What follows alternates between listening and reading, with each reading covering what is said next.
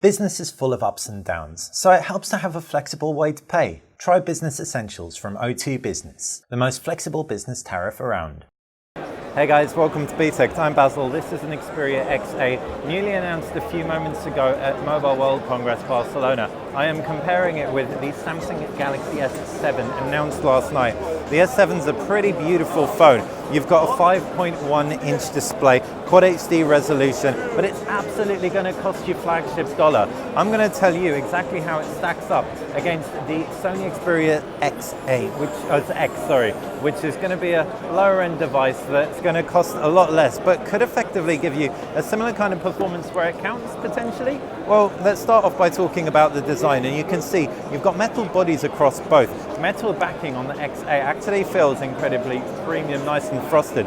You've got glass back, however, a curved glass back on the S7, and the S7 really does feel like a beautiful, beautiful phone in the hand, very ergonomic and curvaceous, but it attracts fingerprints a lot more readily, as you can see. As far as the design goes, you've also got a physical button on the home, below the home screen. You've got this fingerprint scanner and a capacitive button either side, multitasking and a back button. No buttons on the Xperia X, instead you've just got front-firing speakers. Right hand side you've got that fingerprint scanner. It's also a power button, so one touch unlocks your smartphone. You've got volume rocker, camera button, while down at the base is a micro USB connector. Left hand side you've just got a slot right there for a SIM card and an SD card, while up top 3.5mm jack. Now it's worth noting the S7 is indeed waterproof, whereas the XA, in a turn for the books for Sony, is not waterproof. Inside, the UIs have both been customized quite heavily. You've got Android under the hood, Marshmallow, but each custom take on Android, Samsung and Sony's. Flipboard briefing to the left-hand side of the Samsung screen can be switched off. You can see you've therefore got an array of home screens, an applications tray that you can then swipe through, and you've also got a pull-down notification bar as well. It's a two-tier pull-down bar, expanding to reveal quick toggles. As for Sony, you've got pull-down on a home screen to reveal an iOS universal search type thing. You've got applications tray, which you can see also has that same universal search or application search, and again a two-tier pull-down tray, but much more stock in terms of the Android experience. As for the screens, if we pull up closely, it's AMOLED versus an IPS panel, Quad HD versus Full HD. I can't make out any pixels in the 5-inch Full HD display on the Xperia X, but in the same breath, the AMOLED screen does pop beautifully. Really elegant, really nice device in general in the hand is the S7. But I'm actually more impressed than I thought I would with all the leaks around the X, especially considering it is a mid-ranger.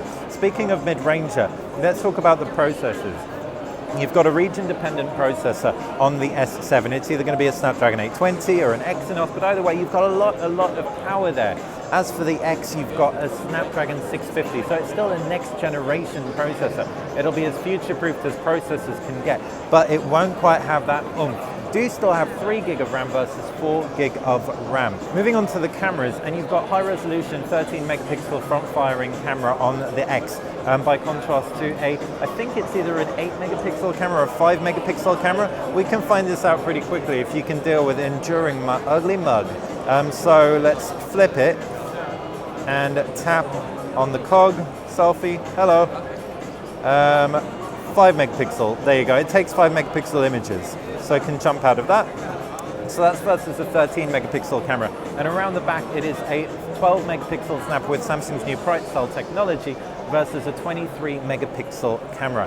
3000 milliamp battery under the hood, wireless charging, fast charging as well. You've got a 2600 or so milliamp battery under the hood on the Xperia X, but no wireless charging, but there is quick charge supported in Qualcomm's new chipset. There could be a lot of reason to opt for the Xperia X if indeed you don't need all the bells and whistles the Samsung Galaxy S7 has. If you've got any questions about either of them, fire them in the comments section below. If you like this video, a quick like, and of course if you like the channel, subscribe. That's how you're going to stay on top of everything that we do. Thanks for watching.